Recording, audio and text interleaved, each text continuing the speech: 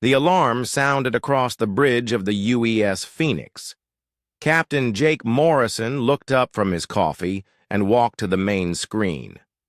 The red lights flashed as the computer showed an unknown signal coming from deep space. "What do we have, Kelly?" Jake asked the communications officer.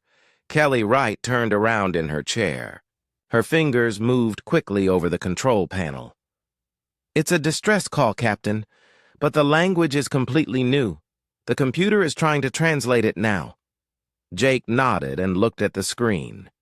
The Phoenix was a research ship. They had been studying gas clouds in this empty part of space for 3 weeks.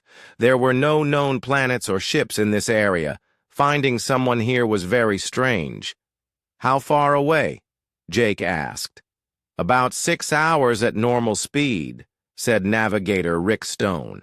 He was a tall man with gray hair who had been flying ships for 20 years. "The signal is weak but clear." The computer made a soft sound. New words appeared on the screen.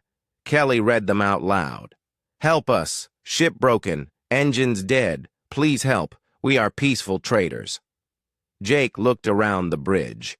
His crew of 47, people were good at their jobs. They had helped other ships before.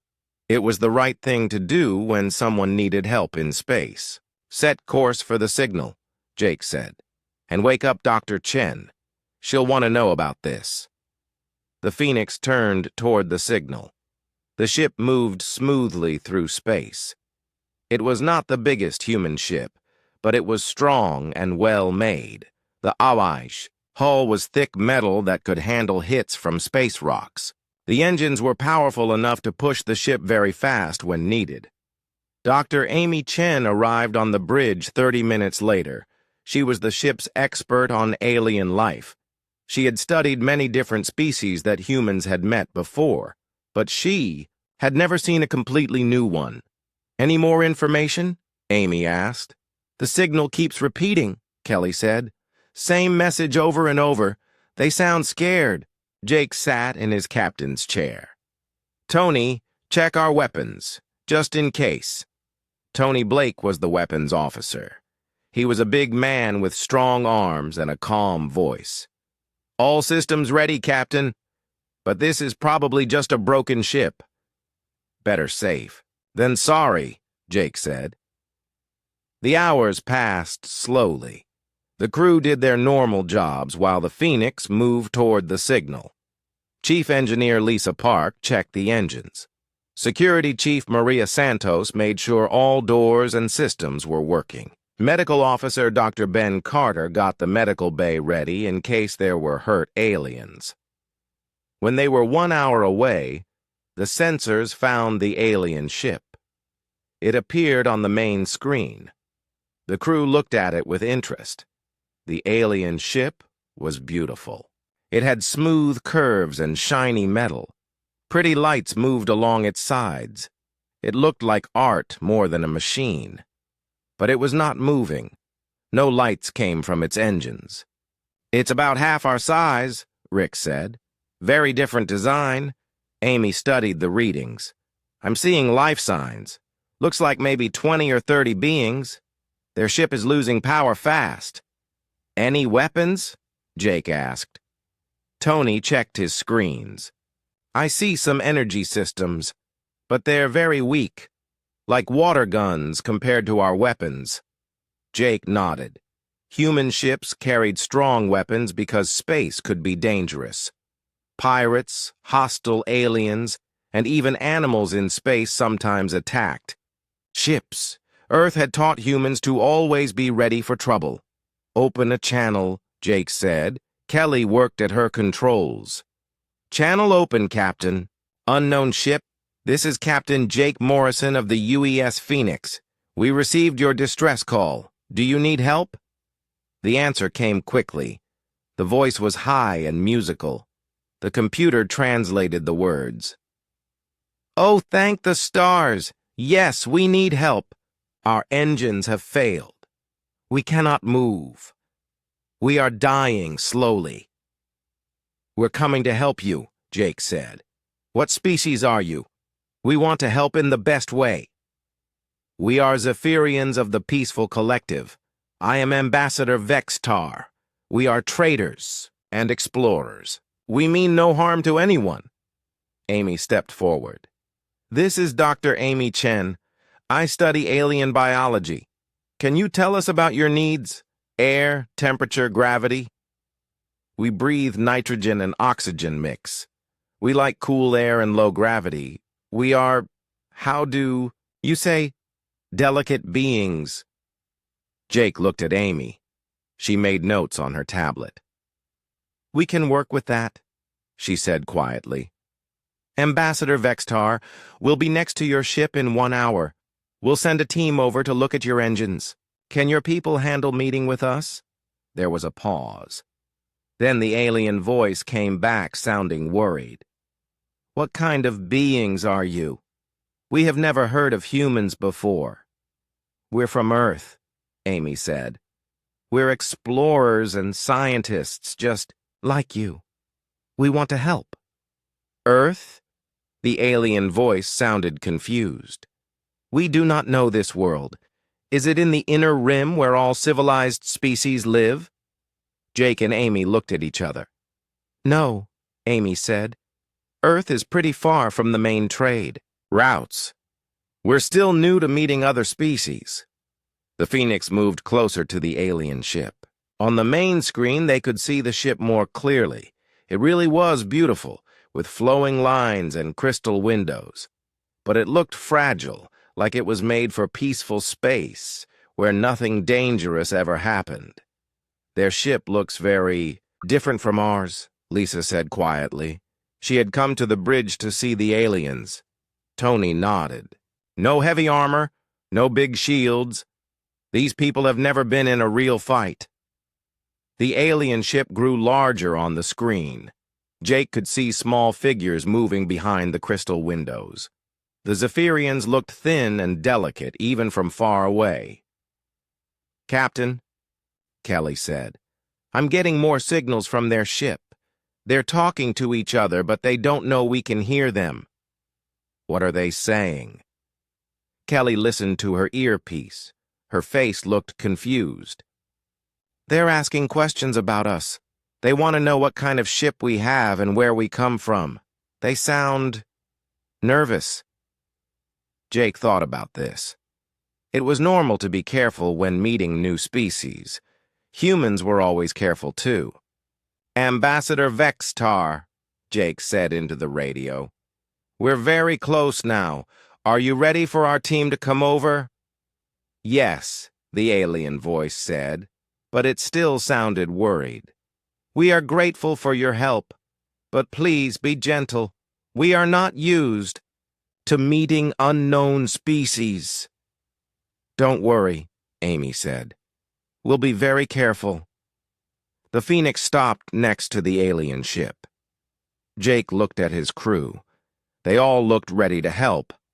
This was going to be humanity's first meeting with the Zephyrians. Jake hoped it would go well. He did not know that the aliens were already scared of what they had seen on their sensors. He did not know that the Phoenix looked like a warship to them. Most of all, he did not know that the Zephyrians thought Earth was impossible, a world too dangerous for any life to survive. The meeting was about to begin, and both sides had no idea how different they really were. The airlock door opened with a soft hiss. Dr. Amy Chen stepped into the alien ship first, followed by Engineer Lisa Park and Security Chief Maria Santos. The air inside felt cool and thin. Amy checked her tablet to make sure the atmosphere was safe for humans. The inside of the Zephyrian ship was even more beautiful than the outside. The walls were smooth and curved, made of some kind of crystal that glowed softly. Everything looked delicate and peaceful. There were no sharp edges anywhere. 3 aliens waited for them in the main corridor. Amy had seen pictures of many alien species, but the Zephyrians were different from all of them. They were tall and very thin, like walking stick insects. Their Skin was pale blue and seemed to glow slightly. They had 4 arms and large, dark eyes that took up most of their faces. "Welcome aboard the Harmony's Edge," said the middle alien. His voice was musical and soft. "I am Ambassador Vextar. These are Engineer Kyleth and Healer Zoran." Amy smiled and bowed slightly. "Thank you for letting us help. I'm Dr. Amy Chen. This is Engineer Lisa Park and Security Chief Maria Santos." The aliens looked at the humans with curiosity and something else. Fear? Amy could not be sure. The Zephyrians seemed nervous about something. "Your ship is very large," said Engineer Kyleth.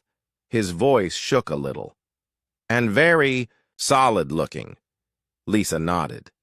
"The Phoenix is built tough. Space can be dangerous, so we make our ships strong." The aliens exchanged looks. Zoran made a soft sound that might have been worry. "Dangerous?" asked Vextar. "What kind of dangers do you face in space?" Maria spoke up. "The usual stuff. Asteroids, radiation storms, pirates sometimes. And Earth has some pretty rough weather, so we build everything to handle that kind of stress." The aliens went very quiet. Their large eyes got even bigger. "Earth," said Vextar slowly. "Can you tell us about your home world? What is it like?" Amy thought this was a strange question, but she was happy to share. "Earth is beautiful. We have big oceans, tall mountains, thick forests. The weather changes a lot. Sometimes it's very hot, sometimes very cold. We get big storms with lots of wind and lightning." The aliens stepped back. Zoran made another worried sound. "Lightning?" asked Kyleth. "You mean electrical discharge? In your atmosphere?" "Sure," Lisa said. "Thunderstorms are pretty common. Some of them get really big. We've learned to build things that can handle lightning strikes." Vextar's 4 arms started shaking. "And you said there are oceans?" "Huge ones," Amy said proudly. "Some parts are so deep that the pressure would crush most things. But we've built submarines that can go all the way to the bottom." The aliens looked at each other again. They were definitely scared now, but Amy did not understand why. "Perhaps we should look at your engines," Lisa said. "That's why we're here, right?" "Yes, of course," said Kyleth, but he did not sound happy about it. They walked through the ship toward the engine room. Amy noticed how light everything felt. The gravity was much weaker than on Earth or the Phoenix. She had to be careful not to bounce when she walked.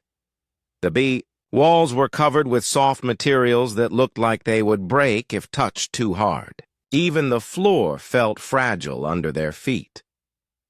"Your ship is very delicate," Maria said, trying to be polite. "All collective ships are built for comfort and peace," said Vextar. "We do not expect violence or hardship in space." "That's nice," Amy said. "But what if you hit an asteroid or something?" "Asteroids?" Zoran asked. "Why would there be loose rocks in space?" The humans stopped walking. Lisa stared at the alien. "You don't have asteroids in your system?" "No," said Kyleth. "The collective controls all space near our worlds. We remove any dangerous objects long before they can hurt anyone." Amy began to understand. These aliens came from a very safe and controlled part of space. They had never dealt with the wild, dangerous universe that humans knew. They reached the engine room. Lisa looked at the alien technology with interest. The engines were works of art, with flowing lines and crystal parts that pulsed with soft light. But they were clearly broken. "What happened?" Lisa asked. "We do not know," said Kyleth. "The engines just stopped working. This has never happened before." Lisa pulled out her tools and scanner. The tools were heavy and built to last. Next to the delicate alien equipment, they looked like weapons. The aliens stepped back when they saw Lisa's tools. "Those look very powerful," said Vextar. "Just standard repair tools," Lisa said. She did not notice how scared the aliens looked. "On Earth, we need tools that can handle anything. These can cut through metal, weld in zero atmosphere, work in extreme heat or cold." She started scanning the alien engines. The scanner beeped and showed readings on its screen. "I see the problem," Lisa said. "One of your power crystals has a small crack. It's not getting energy to the main drive." "Can you fix it?" asked Kyleth. "Easy," Lisa said. She pulled out a small device that glowed with blue energy. "This plasma welder should seal." "The crack right up!" The aliens screamed and jumped back. Vextar held up all four arms. "Please, do not use weapons!" Lisa stopped and stared at them. "Weapons? This is just a plasma welder. It's a normal repair tool." "That device could destroy our entire ship," said Zoran. Amy realized what was happening. "Wait," she said slowly. "What kind of energy levels are normal for your technology?" Kyleth looked confused. "Normal? We use very gentle energy, enough to power lights and life support. Nothing more." Lisa looked at her plasma welder. On Earth, it was a simple tool, but to these aliens, it probably looked like a weapon of mass destruction. "How do you cut metal?" Maria asked. "Cut metal?" Vextar sounded shocked. "Why would anyone cut metal? Metal is precious. We shape it very carefully with gentle pressure." Amy pulled out her tablet and showed them a picture of Earth. "This is our world," she said. The aliens looked at the picture. They saw blue oceans, white clouds, and brown and green land. At first they seemed interested. Then Vextar pointed at something. "What are those white spiral shapes?" he asked. "Hurricanes," Amy said. "Big storms. They have winds that can blow at over 200 kilometers per hour." The aliens went very quiet. "And those dark areas?" asked Zoran. "Mountains and forests. Some of those mountains are over 8,000 meters tall. And the forests are full of all kinds of animals." "Animals?" Kyleth asked. "You mean creatures that move around on their own?" "Sure. Bears, wolves, lions, sharks in the oceans. Lots of different kinds." The aliens were now backing away from the humans. "Your world," said Vextar slowly, "is what we would call a Class 12 deathworld." Amy blinked. "Deathworld?" "A planet so dangerous that no civilized life should be able to survive there," said Zoran. "According to all our science, your world is impossible." The humans looked at each other. They were starting to understand that they were very different from these aliens. Earth, which seemed normal to them, was a nightmare world to the Zephyrians. And, if Earth was a nightmare world, what did that make humans? The aliens were beginning to ask themselves the same question. Back on the Phoenix, Captain Jake Morrison sat in his chair and watched the repair work. Through the main screen, he could see his team working inside the alien ship. Everything seemed to be going well. "Captain," said Communications Officer Kelly. "Right. I'm picking up a lot of radio traffic from the alien ship. They're talking to each other, but they don't know we can understand them." "Well, what are they saying?" Jake asked. Kelly listened to her earpiece for a moment. Her face showed confusion.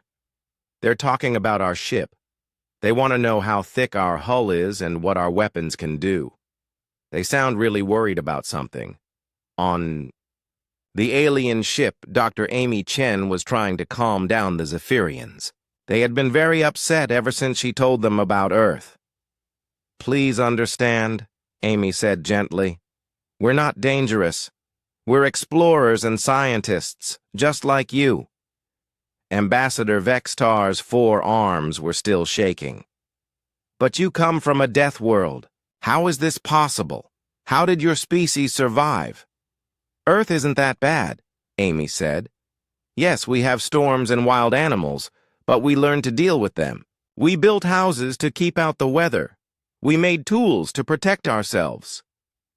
Engineer Kyleth pointed at Lisa's plasma welder. Is that why your tools are so powerful? For protection? Partly, Lisa said. But mostly because we need tools that work in tough conditions. On Earth, if something breaks during a storm, you can't wait for perfect weather to fix it. The aliens looked at each other with their large, dark eyes. They were clearly having trouble understanding how anyone could live on such a dangerous. World healer Zor-An spoke up. What about your bodies? How do you survive the strong gravity and dangerous environment? Amy had not thought about this before. I guess we just adapted over millions of years. Our bones are strong, our muscles are tough. We heal pretty fast when we get hurt. To show what she meant, Amy picked up a heavy piece of alien equipment. To her, it felt light. But the aliens gasped when they saw her lift something that would take 3 of them working together. How much can you lift? Asked Kyleth in a scared voice. Me? I'm not very strong, Amy said. Maybe 50 kilograms on Earth. Maria here is much stronger. Security Chief Maria Santos nodded. I can lift about 120 kilograms on Earth. In this low gravity. Probably 3 times that much. The aliens stepped further back. To them, humans were like walking tanks, incredibly strong and tough. What about your ship? Asked Vextar. How is it so heavily armored? Lisa looked confused. Heavily armored? The Phoenix is just a research ship. It has normal protection for space travel. Normal? Kyleth's voice was very high now. Your ship's hull could survive impacts that would destroy our strongest warships. Well, yeah, Lisa said. Space rocks hit ships all the time, and solar flares can be really dangerous. We build ships to handle that stuff. Amy was starting to understand how scared the aliens were. Everything that seemed normal to humans was terrifying to them. Meanwhile, on the Phoenix Bridge, Tony Blake was doing his regular weapons check. It was standard procedure to test all systems every few hours. He did not know that the aliens were watching through their sensors. Weapons systems online, Tony reported to Captain Morrison. Plasma cannons charged, missile tubes ready, point defense grid active. Good, Jake said. How are the shields? At full power, Captain. The kinetic barriers could stop anything up to a Class 7 asteroid impact. What Jake and Tony thought was normal ship maintenance looked very different to the watching aliens. To the Zephyrians, it looked like the humans were preparing for war. On the alien ship, Vextar's personal communicator started beeping. He spoke into it quietly, but Kelly Wright's equipment picked up the transmission. Kelly, Jake said. What's he saying? Kelly listened carefully. He's talking to someone far away. He's saying, oh no. Captain, I think he's calling for help. He's telling them that we're dangerous. Jake frowned. Dangerous? We're helping them fix their ship. Back on the alien ship, the repair work was almost done. Lisa had used her plasma welder very carefully to fix the cracked crystal. The alien engines were starting to work again. There, Lisa said with a smile. Good as new. But the aliens did not look happy. They looked more scared than ever. Your repair tool, said Kyleth quietly, just did something impossible. It sealed molecular bonds in our strongest crystal. Only our most advanced factory equipment can do that. And you carry it around like a simple tool, added Zoran. Amy began to realize how big the problem was. Everything humans considered normal technology was incredibly advanced to the Zephyrians. Dr. Ben Carter's voice came over the radio. Amy, how are our alien friends doing? Do any of them need medical help? Medical help? Asked Vextar quickly. Our doctor wants to make sure everyone is healthy, Amy explained. What kind of medicine do you use? Asked Zoran. As a healer, he was curious about human medical knowledge. Amy thought about it. Well, we have antibiotics to fight infections, pain, killers made from plant extracts, antiseptics to clean wounds. The aliens went very quiet again. Plant extracts? Zoran whispered. From your deathworld plants? Sure. Willow bark for pain, penicillin from mold, lots of different things. Zoran made a soft crying sound.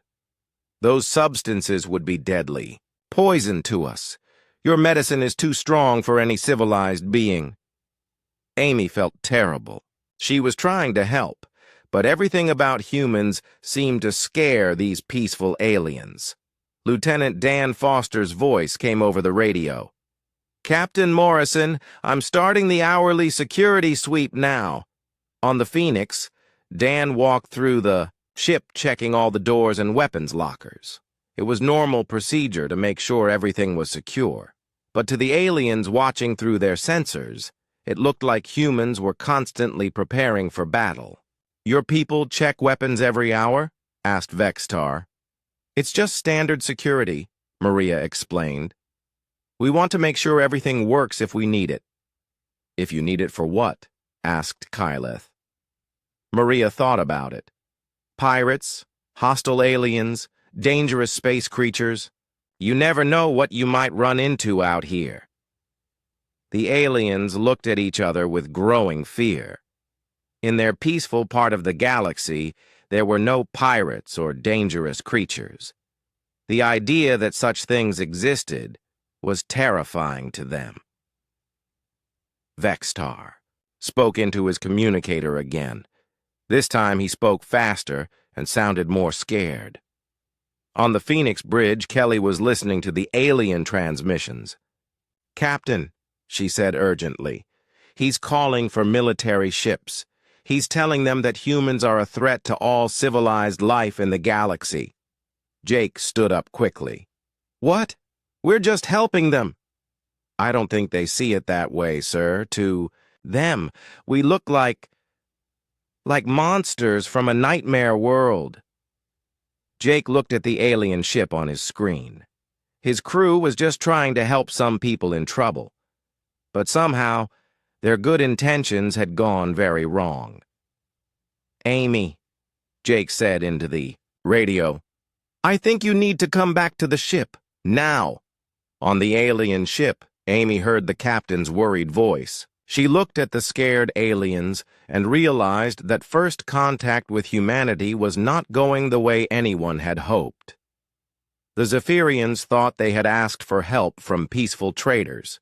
Instead, they had met creatures from their worst nightmares. And somewhere in space, alien warships were already moving to protect the galaxy from the terrifying humans. 3 days had passed since the humans repaired the alien ship. Dr. Amy Chen and her team had returned to the Phoenix, but the two ships stayed close together. Captain Jake Morrison hoped they could still work things out peacefully.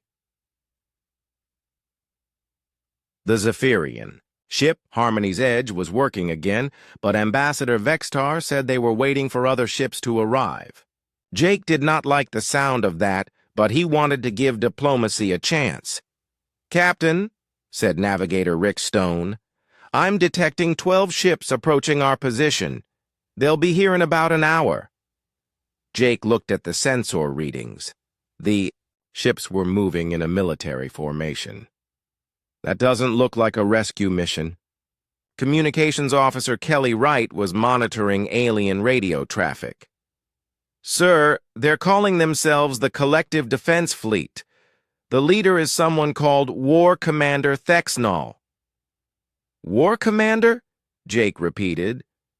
That definitely doesn't sound peaceful. Dr. Amy Chen came onto the bridge. She looked worried.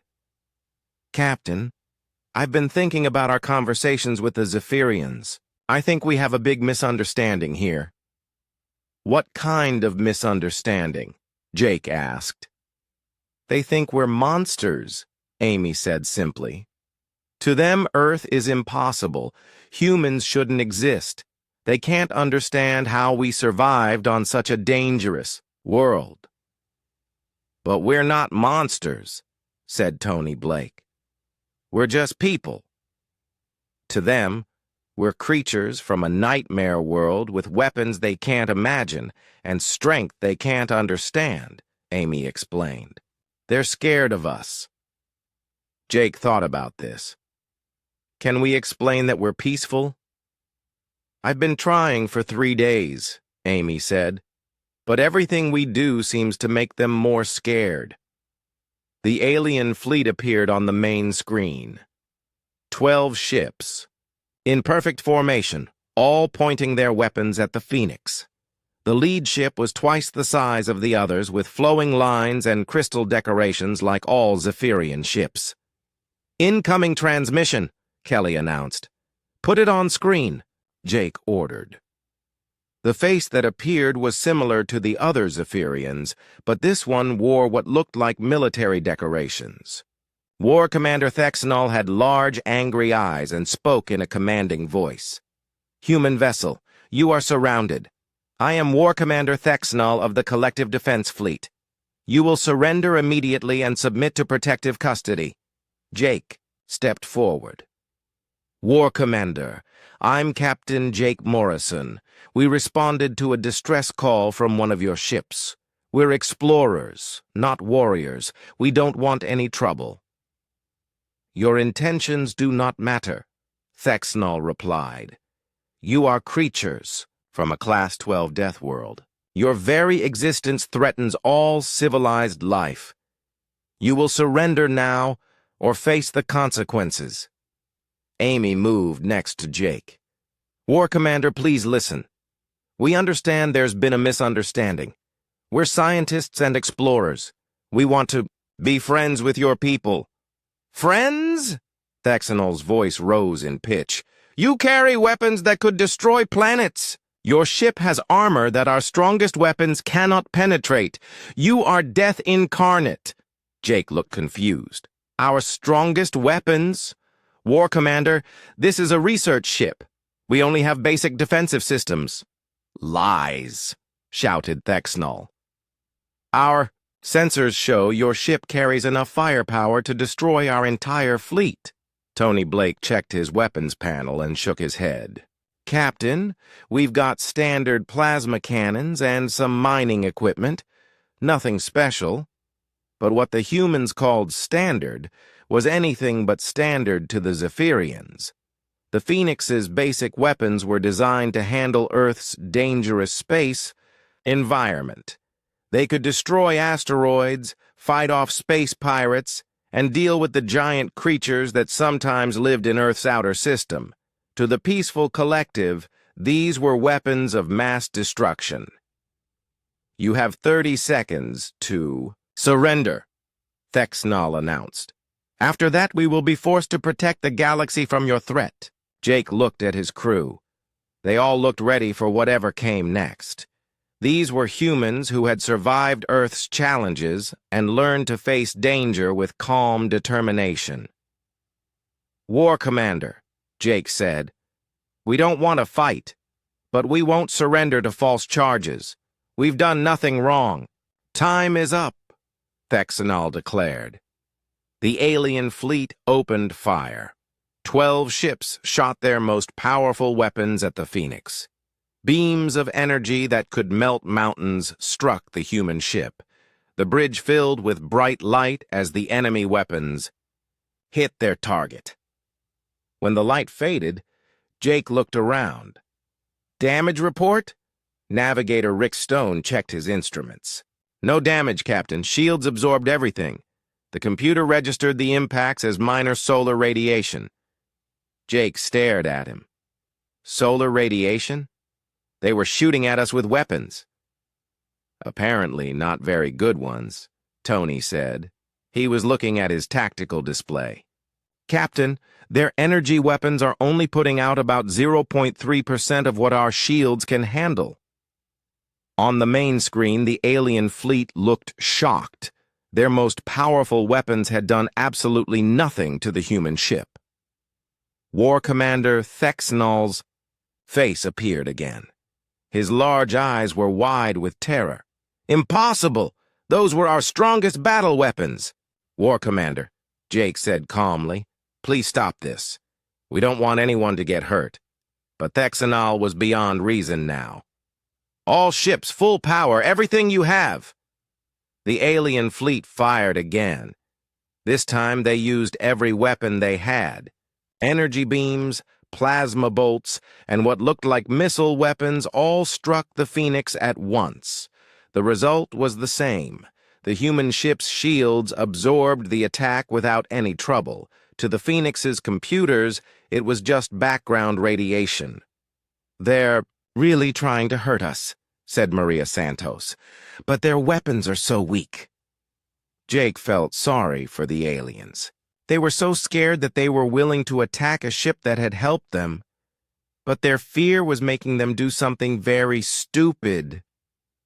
Tony, Jake said quietly, if we had to disable one of their ships, could we do it without killing anyone? Tony looked at his weapons display.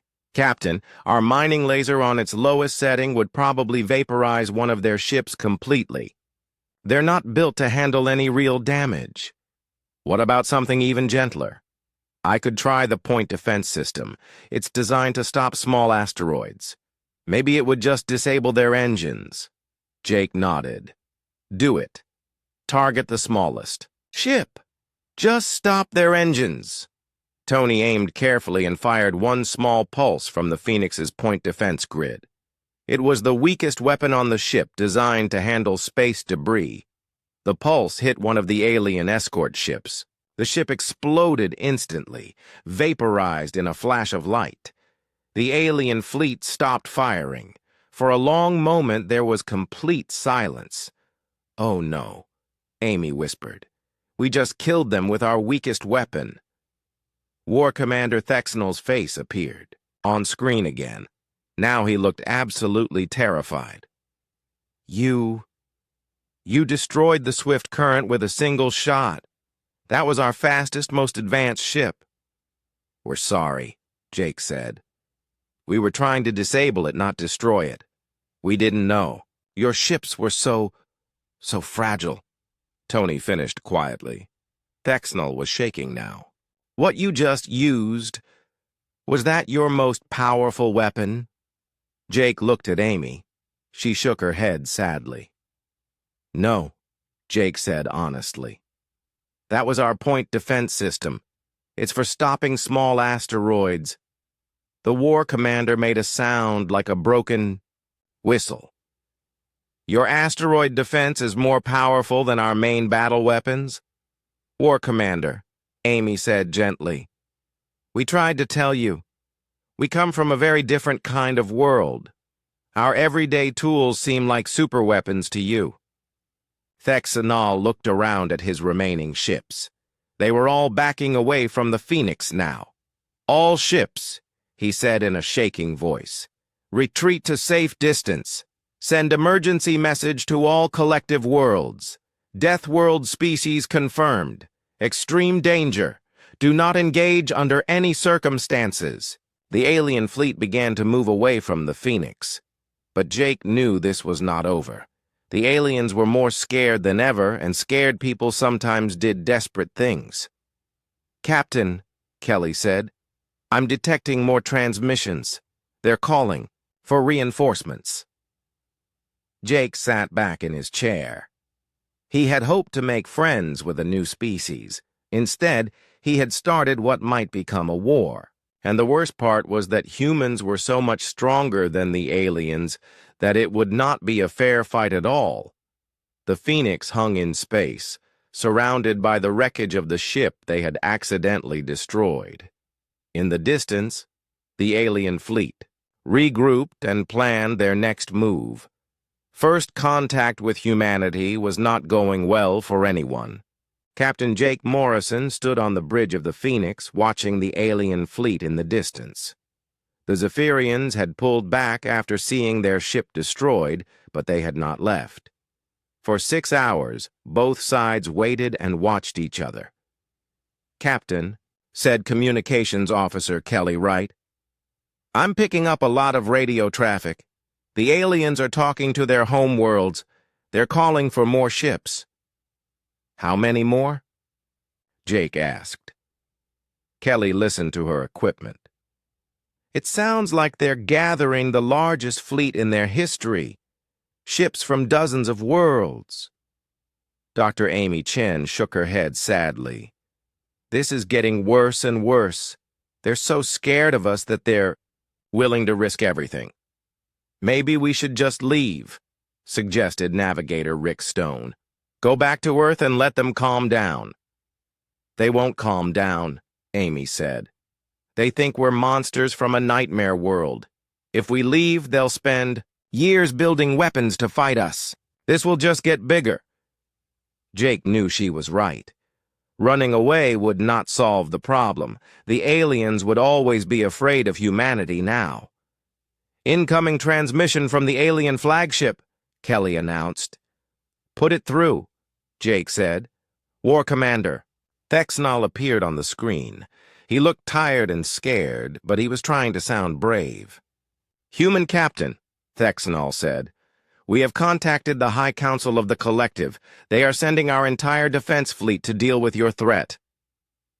"War Commander," Jake replied, "we don't want to fight your people. Can we talk about this peacefully?"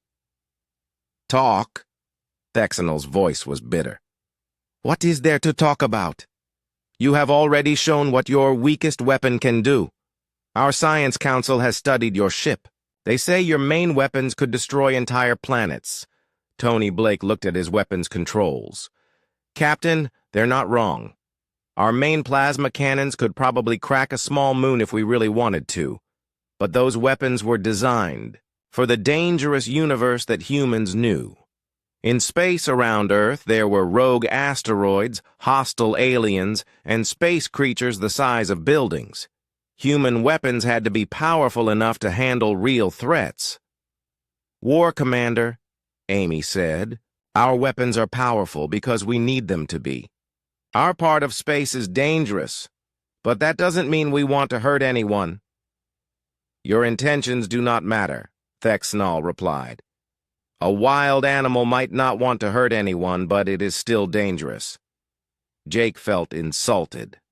"We're not animals. We're intelligent beings, just like you." "Intelligent beings do not come from deathworlds," Thexnal said firmly. "Your existence breaks all the laws of nature. You should not be possible." Hours passed. More alien ships arrived from different directions. Soon there were over 50 ships surrounding the Phoenix. It was the largest fleet the Collective had ever assembled. "Captain," said Security Chief Maria Santos, "with all respect, maybe we should show them what we're really capable of. If they understand how outmatched they are, maybe they'll back down. Or maybe they'll get so scared they'll do something really stupid," Amy said. Jake thought about it. The aliens were already terrified, but they were also determined to protect their people from what they saw as a terrible threat. "Sir," Tony said quietly, "if 50 ships attack us at once, our shields will still hold easily, but we'll have to fire back. And if we fire back..." He didn't need to finish. Everyone knew that human weapons would destroy the entire alien fleet in seconds. A new voice came over the radio. It was older and more formal than Thexnal's. "Human vessel, this is High Admiral Mordeth of the Collective Supreme Fleet. I am authorized to negotiate on behalf of all member worlds."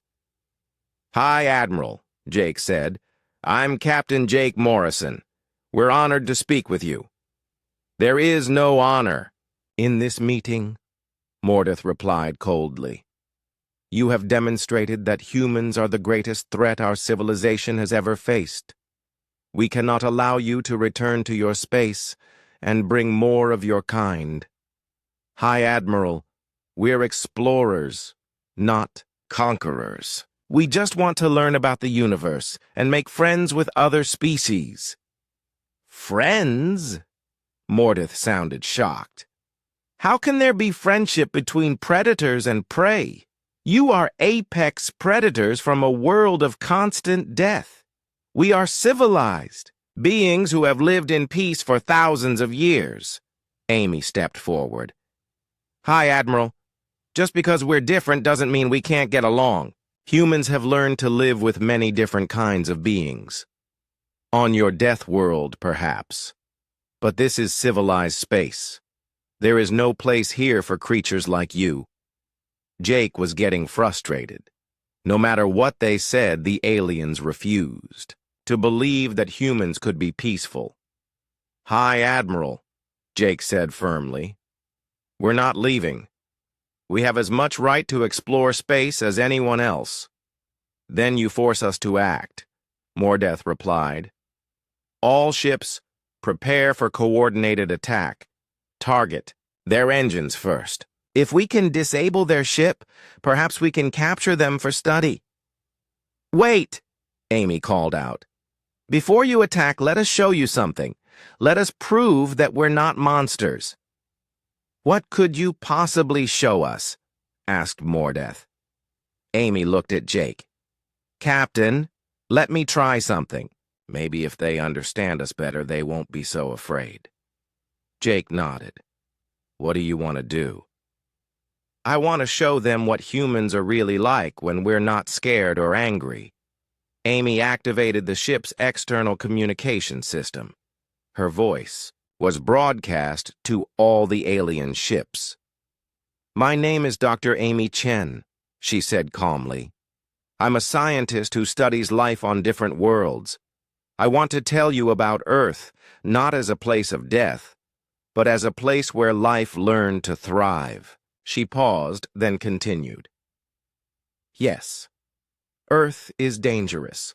We have storms and predators and disasters. But we also have beauty. We have art and music and poetry. We have love and friendship and hope. Amy's voice grew stronger. We learn to survive on Earth not by becoming monsters, but by learning to work together.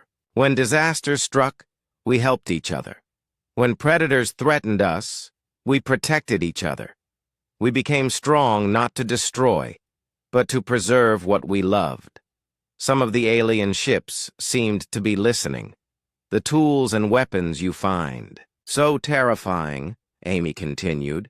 We built them to protect our families, our homes, our way of life. Yes, we can destroy, but we choose to create. We chose to reach for the stars, not to conquer them, but to share them. High Admiral Mordeth's voice came back, but it sounded less certain now. Pretty words, human, but actions speak louder than words. You destroyed one of our ships. We made a mistake, Jake said. We thought we could disable your ship without destroying it.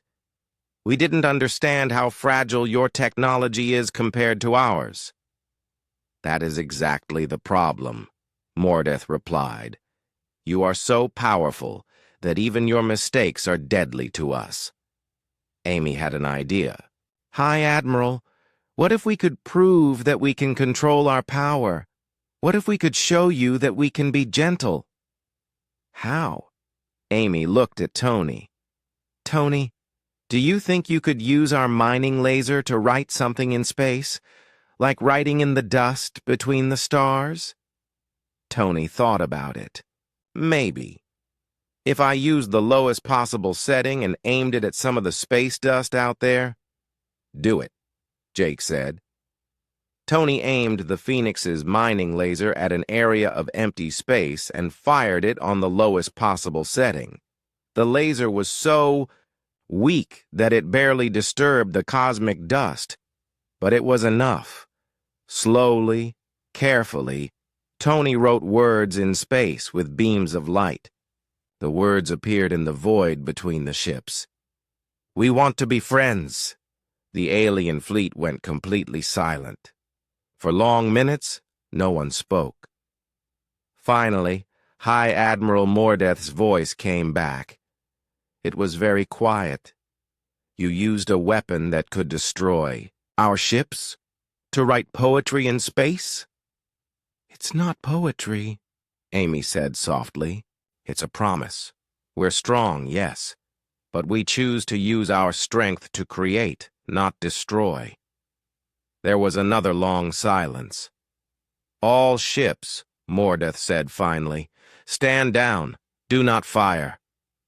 Jake felt relief wash over him. Maybe finally they were getting through to the aliens, but Mordeth's next words brought the tension back. "Human ship, we will not attack you now, but you cannot be allowed to return to your space. The risk is too great. You must remain here, under our watch, until we can decide what to do with your species." Jake looked at his crew. They had avoided a battle, but they were still prisoners. And somewhere far away, Earth had no idea that humanity's first contact with aliens had gone so terribly wrong. The standoff continued, with both sides hoping for a solution that might never come. 2 weeks had passed since the standoff began. The Phoenix remained surrounded by the alien fleet, but both sides had stopped pointing weapons at each other. Captain Jake Morrison spent his days trying to find a peaceful solution to an impossible problem. The aliens had built a temporary space station nearby. Scientists and diplomats from across the collective had come to study the humans and decide what to do with them. Every day brought new meetings, but no real progress. "Captain," said Communications Officer Kelly Wright, "Ambassador Vextar is requesting another meeting. He says he has important news from their government." Jake sighed. He had been meeting with alien representatives for days, and every conversation ended the same way. The aliens were too scared to let humans go free, but too civilized to simply kill them. "Put him through," Jake said. Ambassador Vextar appeared on the screen. He looked tired and worried. Behind him, Jake could see other aliens working at strange crystal computers. "Captain Morrison," Vextar said, "I have spoken with the High Council on our capital world. They have made a decision about your people." "What kind of decision?" Jake asked. "They want to offer you a deal," Vextar said carefully. "The collective will give you a planet to live on. A nice world with good air and water. But you must promise never to leave it. Never to contact your home world. Never to spread to other systems." Dr. Amy Chen stepped forward. "You want to imprison our entire species?" "Not imprison," Vextar said quickly. "Protect. We would take care of you, give you everything you need. But humanity is too dangerous to be allowed to roam free in the galaxy." Jake felt anger rising in his chest. "What about our families on Earth? Our friends? Our civilization?" "Earth will be declared a forbidden zone," Vextar said sadly. "No. Ship will be allowed to go there. Your people will be left alone, but isolated forever." "That's not a deal," said Security Chief Maria Santos. "That's a prison sentence for our entire species." "It is the best we can offer," Vextar replied. "The alternative is unpleasant." Jake knew what that meant. If humans refused the deal, the collective would try to destroy Earth. They might not be able to win a war against humanity, but they could do terrible damage trying. "We need time to think about this," Jake said. "You have 1 day," Vextar said. "Then we need your answer." The transmission ended. Jake looked around at his crew. They all looked angry and frustrated. "Captain," said Navigator Rick Stone, "we can't accept this deal. We can't abandon Earth." "But if we refuse, they'll attack our home," Amy said. "Billions of people could die." "They can't really hurt Earth, can they?" asked Tony Blake. "Their weapons are too weak." Amy shook her head. "They don't need to win a war. They just need to drop asteroids on our cities or poison our atmosphere. They could kill millions before our defenses stop them." Jake thought about the problem. The aliens were offering humanity a prison or a war. Neither choice was acceptable. "There has to be another way," he said finally. That night, Jake could not sleep. He walked through the ship, thinking about the impossible situation. In the observation deck, he found Dr. Amy Chen staring out at the alien fleet. "Can't sleep either?" Jake asked. "I keep thinking there must be something we're missing," Amy said. "Some way to make them understand that we're not monsters." "We've been trying for 2 weeks," Jake said. "They're too scared to listen." Amy was quiet for a moment. Then she said, "What if we're approaching this wrong?" "What do you mean?" "We keep trying to convince them we're harmless. But we're not harmless, are we? We really are more powerful than they are." Jake nodded. "Much more powerful. So maybe instead of denying our strength, we should embrace it. Show them what human strength really means." "I don't understand." Amy turned to face him. "Jake, what makes humans special isn't just that we're strong. It's how we use our strength. We protect the weak. We help those in need. We sacrifice for others. The aliens don't see it that way." "Because we haven't shown them," Amy said with growing excitement. "We keep telling them we're peaceful, but we haven't proven it." "How do we prove it?" Amy smiled. "By doing what humans do best. By protecting someone who needs protection." Pobinmach. Next morning, Jake called a meeting with his senior officers. Amy explained her idea to the group. "It's crazy," said Tony Blake, "and incredibly dangerous. But it might work," said Maria Santos, "if we could pull it off." "What exactly are you suggesting?" asked Rick Stone. Amy took a deep breath. "There's a Zephyrian colony world about 3 days from here. It's having problems with asteroid strikes, natural disasters. Their technology can't handle it." "So?" Tony asked. "So we help them," Amy said simply. "We show the collective what human strength really means when it's used to protect instead of destroy." Jake thought about it. "The aliens would never let us leave to help anyone." "Then we don't ask permission," Amy said. "We just go." "That would be seen as an act of war," Rick pointed out. "Only if we run away," Amy said. "But what if we go help the colony and then come back? What if we prove that humans use their power to save lives, not take them?" Jake looked around at his crew. They all looked determined. "It's a huge risk," he said. "If this goes wrong, we could start a war that destroys both our species." "If we do nothing, our species gets locked away forever," Maria said. "At least. This way, we're fighting for something worth saving." Jake made his decision. "Amy, send a message to the colony world. Tell them help is coming." "What about the alien fleet?" Tony asked. "We'll deal with them when we get back," Jake said. "Assuming we get back." 2 hours later, the Phoenix suddenly accelerated away from the alien fleet. The movement was so fast that the Zephyrian ships could not react in time. By the time they started chasing, the human ship was already too far ahead to catch. Ambassador. Vextar's panicked voice came over the radio. "Human ship! You are violating our agreement! Return immediately!" Amy responded from the communication station. "Ambassador, we're going to help people who need help. That's what humans do." "You cannot leave. You're too dangerous." "We'll be back," Jake said calmly. "And when we return, we'll show you what human strength really means." The Phoenix jumped to faster-than-light speed, leaving the confused alien fleet behind. 3 days later, they arrived at the Zephyrian colony world of Gentle Harbor. The planet was beautiful, but clearly in trouble. Asteroid fragments were hitting the surface, and the colonists were struggling to protect their cities. "This is Captain Jake Morrison of the Human, Ship Phoenix," Jake broadcast to the planet. "We're here to help."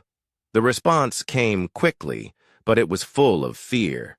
"Human ship, please do not attack us. We are defenseless." "We're not here to attack," Amy said gently. "We're here to stop the asteroids from hitting your world." For the next 2 days, the crew of the Phoenix worked around the clock. They used their mining lasers to break up dangerous asteroids. They used their shields to deflect smaller rocks. They even landed shuttles on the planet to help repair damaged buildings.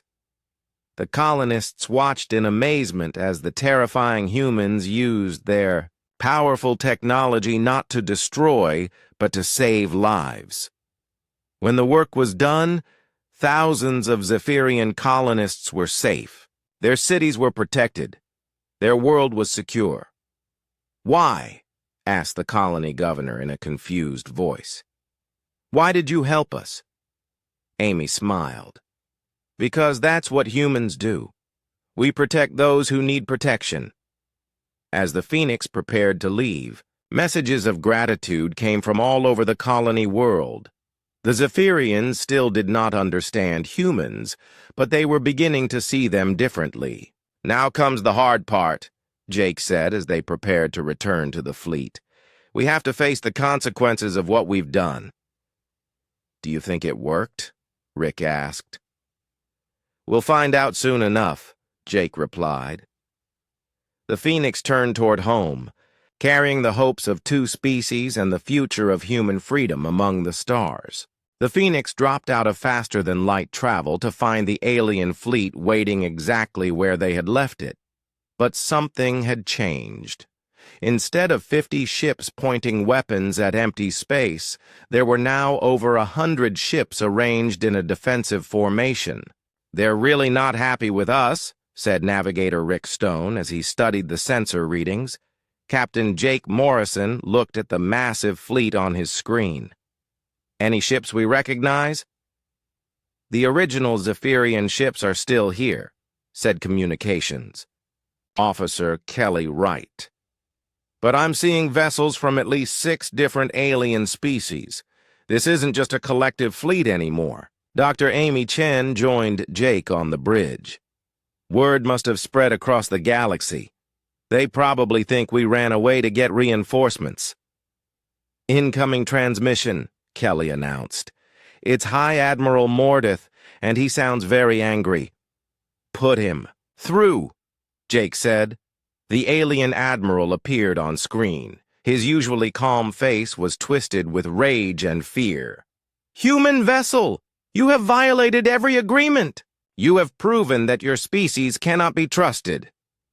"High Admiral," Jake said calmly, "we went to help people who needed help.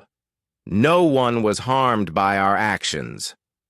"You disappeared for 5 days," Mordeth shouted. "For all we knew, you were bringing your entire fleet to destroy us." Amy stepped forward. "High Admiral, please check with the colony world of Gentle Harbor. Ask them what we did there." "We already know what you did," Mordeth said coldly. "You attacked a defenseless colony." Jake blinked in surprise. "Attacked? We saved them from asteroid impacts." "Lies. Why would predators from a deathworld help anyone?" Amy realized what had happened. "The colonists tried to tell you what we did, didn't they? But you didn't believe them. Mordeth's silence was answer enough. You assumed we attacked them because that's what you expected us to do, Amy continued. You couldn't believe that we might actually help people. It is impossible, Mordeth said firmly. Creatures like you do not help. You only destroy. Kelly suddenly looked up from her station. Captain, I'm picking up another transmission. It's coming from the Gentle Harbor colony. On screen, Jake ordered. A new alien face appeared. This one was smaller and younger than the others they had met. She wore simple clothes and looked very nervous. Please, the young Zephyrian said in a shaking voice. I am colony leader Zinara of Gentle Harbor. I must speak the truth about the humans. High Admiral Mordeth's face appeared in a split screen. Colony leader, you are not authorized to speak to these creatures. With respect, High Admiral, I cannot stay silent, Zinara said, finding courage. The humans saved us. When the asteroids threatened our cities, when our children were in danger, the humans came. They used their powerful weapons not to destroy, but to protect. Impossible, Mordeth repeated. I saw it with my own eyes, Zinara continued. They broke apart the dangerous rocks. They shielded our cities with their own ship. They even came down to our world to help repair the damage. Not one of my people was harmed. Other voices began joining the transmission. More colonists from Gentle Harbor, all telling the same story. The humans had saved them. They could have taken anything they wanted, said another colonist. They could have enslaved us or killed us. Instead, they asked for nothing. They just helped and then left. High Admiral Mordeth looked confused and angry. This does not make sense. Predators do not behave this way, Amy spoke gently. High Admiral, what if we're not predators? What if we're protectors? There is no difference, Mordeth snapped. Power corrupts. Strength leads to domination. It is the way of the universe, not on Earth, Jake said firmly. On Earth, the strong protect the weak. That's how we survived as a species. You survived by killing everything else on your world. No, Amy said sadly. We survived by learning to work together. When the ice came, we shared our fire. When the floods came, we built boats together. When predators attacked, we stood together to drive them off. She paused, then continued. Yes, we're strong. Yes, we're dangerous. But we learned to use that strength to protect our families, our communities, our world. And now we want to protect others too. Tony Blake spoke up from his station. High Admiral, we've been scanning your fleet.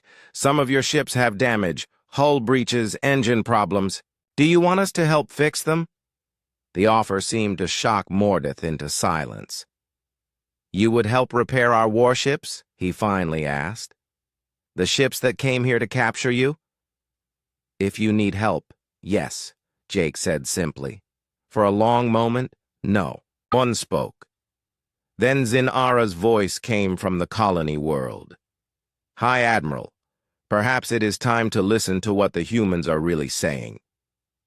Mordeth looked around at his fleet, then back at the Phoenix. Human Captain, if we allowed you to approach our damaged ships, how do we know you will not attack them? Because we give you our word, Jake said, and because we're going to do something that predators never do. What? Jake looked at Tony. Tony, power down all weapons. Drop our shields. Tony stared at him. Captain, if they attack us now... They won't, Jake said confidently. Will you, High Admiral? The Phoenix's weapons powered down. Its shields dropped. The human ship hung in space, completely defenseless in front of 100 alien warships. The alien fleet could have destroyed the Phoenix in seconds. Instead, they waited. Why? Mordeth asked in a whisper. Why make yourself vulnerable? Because. Trust has to start somewhere, Amy said. We're showing you that we trust you not to hurt us, even though you could. Minutes passed. The alien fleet remained motionless. Finally, Mordeth spoke. All ships, stand down weapons. Do not fire on the human vessel.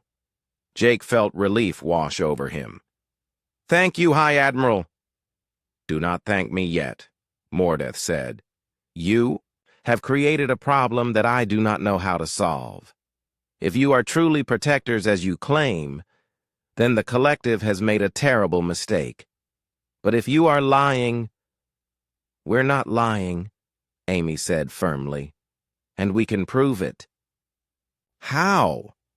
Amy smiled. Give us a chance. Let us show the galaxy what humans are really like. Let us help worlds that need help. Let us stand beside you as allies, not enemies. Mordeth was quiet for a long time. Then he said, The High Council will never approve this. They are too afraid. Then maybe it's time for new leadership, said colony leader Zin Ara. Leadership that isn't ruled by fear. More voices joined in from across the galaxy. Other colony worlds, other species, all talking about the broadcasts they had seen. The story of the humans who chose to help instead of harm was spreading quickly. High Admiral, Jake said, we don't want to rule the galaxy or conquer anyone. We just want to be part of it, to explore, to learn, to help where we can. And when someone threatens the peace, Mordeth asked, what will you do then? Jake looked at his crew, then back at the alien admiral. Then we'll do what humans have, always done. We'll stand between the threat and the innocent. We'll protect those who cannot protect themselves, even if it means fighting other humans. Especially then, Amy said. We've learned from our history. We know what happens when good people do nothing. High Admiral Mordeth studied the human ship for a long moment. Then he made a decision that would change galactic history. All ships, return to your home ports, he announced. The threat assessment has changed. Sir? Came confused voices from his fleet. The humans are not invaders, Mordeth said clearly. They are guardians. And perhaps the galaxy needs guardians. Months later, the UES Phoenix arrived back at Earth with an escort of alien ships. The first human-alien alliance had been formed, built not on fear or conquest, but on the simple human idea that the strong should protect the weak. The galaxy would never be the same. And for the first time in cosmic history, civilized worlds had protectors who asked for nothing in return except the chance to help.